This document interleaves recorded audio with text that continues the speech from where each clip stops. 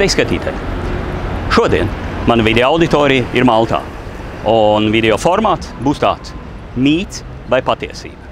Tad lūk, pirmais mīts vai patiesība par Maltu ir tāds – Maltā visām mājām ir nosaukumi, un ielu ar ielu nosaukumiem un māju numuriem šeit nemaz nav.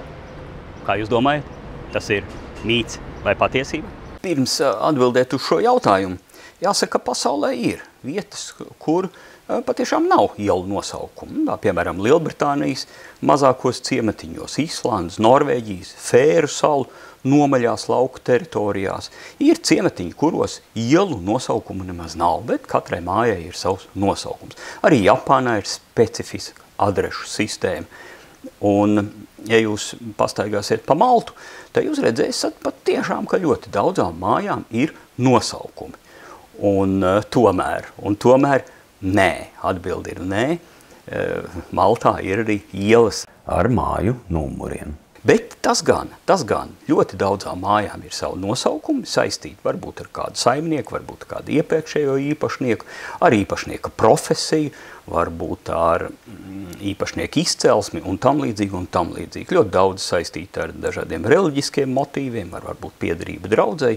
Tātad ielu nosaukumi ir, ielu numuri, māju numuri ir, bet paralēli ir arī daudzām mājām savi nosaukumi.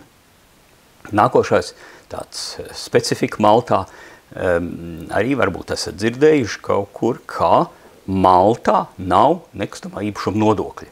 Un, zinat, jā, patiešām. Malta ir viena no tām nedaudzām valstīm pasaulē, tādas ir apmēram 16-17, kā kurš uzskaita. Lielākoties tas ir naftas ieguvas valsts, kā piemēram apvienotie Arābu Emirāti, Kuveita, Bahreina, Omāna, Saudarābija, Monako arī, un arī Malta. Maltā patiešām nav nekustamā īpašuma nodokļa. Kā es satikos ar vietējiem nekustamā īpašuma mākleriem, viņi tajā brīdī sakot, ka nav nodokļi, piesit pie galda. Cim redzot, ir zināms bažas, ka kādreiz šāds nodoklis varētu tikt noteikts, bet šobrīd nodokļa nav. Nākošais apgalvojums – Malta ir maza. Jā, protams, Malta patiešām ir maza, un tā ir viena no mazākajām valstīm pasaulē, un Maltu drīzāk varētu salīdzināt nevis ar valstīm, bet pilsētām. Piemēram, varam Maltu salīdzināt ar Rīgu. Kā jums šķiet? Kura ir lielāka, Rīga vai Malta? Pēc teritorijas Rīga tomēr ir mazāka, un valsts Malta ir lielāka, tātad Malta 316 kvadrātkilometri, Rīga 307. Bet ņemat vērā, ka Rīgai jau tuvumā vēl ir tuvumā esošās pašvaldības, tādas kā Mārupa, Olaina, Baltezers un tā tālāk. Maltai kā salē, protams, nekādas tuvumā esošās pašvaldības nevar būt. Bet pēc iedzīvotājiem, pēc oficiālās statistikas, Rīgai vairāk iedzīvotāji. Un ja var salīdzināt Maltu ar Rīgu, tas ir viens salīdzinājums, bet vēl interesants salīdzinājums būtu, ja mēs salīdzinātu Maltas galvaspilsētu, Valletu, ar Vecrīgu. Tad, zinat, izrādās, ka Vecrīga tomēr ir lielāka. Valleta patiešām ir Maltas galvaspilsēta, un tā gan ir maziņa. Ja? Un pat mazāk, iedomājieties, ja? Galvaspilsēta ir mazāka nekā Vecrīga. Un savukārt iedzīvotāji Valletā ir 5150, savukārt Vecrīgā ir 2086. Tātad Vecrīgā ir lielāka platība, bet mazāk iedzīvotāju skaits. Un savukārt, kāpēc mēs redzam tik daudz iedzīvotājus Valletā? Protams, tie ir turisti. Turisti savukārt, ja mēs salīdzinām turistu skaitu, visu Maltu salīdzinām ar Rīgu, tad ļoti apmēram ir 3 reizes vairāk turistu. Turisti patiešām Maltā ir ļoti, ļoti daudz. Varētu uzdot nākošo jautājumu, vai tiešām Malta ir tik maza, ka atrodoties Maltas vidū, var redzēt visus krastus. Zināt, patiešām, ja aizbrauc uz veco galvaspilsētu Dinu, kas nosacīta centrā mazliet vienā malā atrodās, patiešām var uz abām pusēm redzēt ūdeni, tad abus krastus var redzēt. Malta ir ļoti apmēram 30 km gara un 15 km plata. Tātad uz visām pusēm ūdeni var redzēt.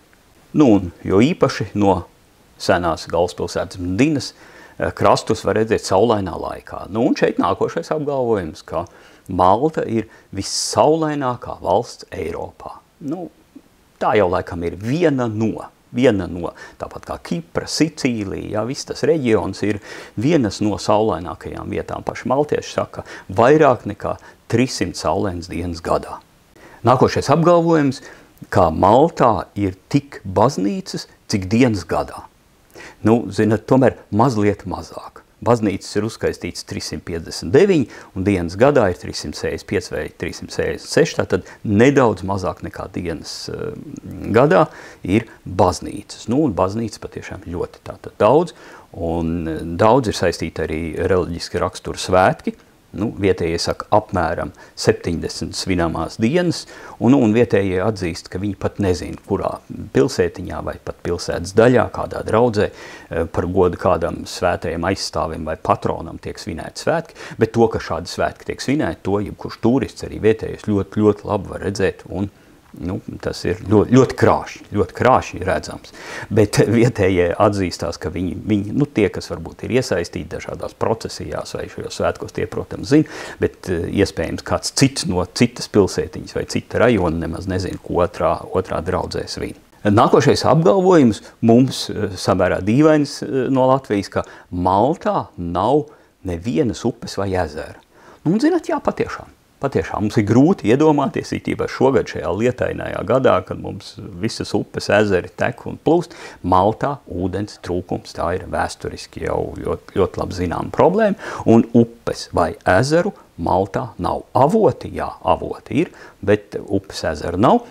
Un apmēram 65% ūdens tiek iegūts no zemes dzīlēm, tātad tikai 65%, un Maltā jau sen, nu, ja senajā galvaspilsētā Mdinā tur ir labāk ar ūdeni, tad jaunajā, nu jā, nosacīt jaunajā galvaspilsētā Valletā ūdens trūkums ir vēsturiski bijis ļoti būtisks, līdz akveduka būvniecībai, kas no Mdinas reģiona, protams, ūdens pieejamību uzlaboja, un tomēr par ūdeni Maltā vienmēr visi ir ļoti rūpējušies. Starp citu, mūsdienās ir pirmie kubikmetri ir par lētāku cenu apmēram līdzīgi kā Rīgā par kubikmetru, bet tad, ja tērē pārāk daudz, nu tad bija laikam 2-3 dārgāk, nu krietni dārgāk ir ūdens izmaksas. Nu tātad minimums tiek nodrošināts, bet ja grib jau kādu greznību, nu tad par to attiecīgi arī ir jāmaksā. Nākošais apgalvojums, Maltā nav mežu. Nu jā, nu tiešām, nu nav. Nu, tie kociņi, kas tur daži vai kāds kalnu priedīts, man sanāca aizbraukt uz saucamo Zilo lagūnu, turpat pāri pretī netālu no Gozo salas.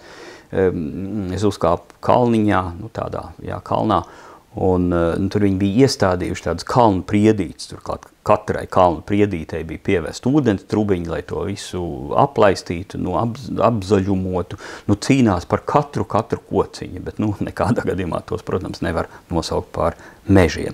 Nu, līdz ar to, protams, jau vēsturiski koku materiāli ir bijuši visi jāimportē, nu, attiecīgi tas ir bijis samērā dārgi. Nākošais apgalvojums, Maltā ir viena valoda, un tā ir angļu valoda. Nu, nē, tas ir, protams, mīts. Maltiešu valoda ir. Maltieši tā ir. Turklāt semītu saimnes valoda. Nu, un patiešām visi maltieši ir bilingvāli. Abas valodas, gan maltieši, gan angļu tiek lietotas, un angļu valoda arī ir ļoti, ļoti izplatīta. Starp citu, uzkrītoši, ka Maltā ir ļoti daudz tieši angļu valodas skolas. Speciāli brauc ārzemnieki, cīm redzot, labi pavada laiku, atpūšās un paralēli mācās angļu valodu. Un visbeidzot, nākošais un pēdējais apgalvojums, Maltā var nopirkt pilsonību. Ja? Nevis termiņu uzturēšanās atļaujas, kā piemēram iegūt Latvijā var, bet pilsonību. Un jā, patiešām Maltā, bet jau jāsaka, formā bija iespēja, samērā dārgi, 700 000 eiro, vai arī īres gadījumā to varēja izdarīt. Un šāda programma diezgan ilgi pastāvēja no 2013. gada, un līdz brīdim, kad šogad, 2025. gada 29. aprīlī, noslēdzās tiesvedība Eiropas Savienības komisijas pret Maltu tiesvedība, ar ko tika atzīts, ka tiek pārkāpts Eiropas Savienības tiesības. Nu, un ka uzskatot, ka Malta komercializē pilsonību, un jau sen Maltai tas tika pārmests, bet šobrīd ir noslēgusies tiesvedība, ar ko ir atzīts, ka tātad šī pilsonības tirdzniecība neatbilst Eiropas Savienības tiesībām. Redzēsim.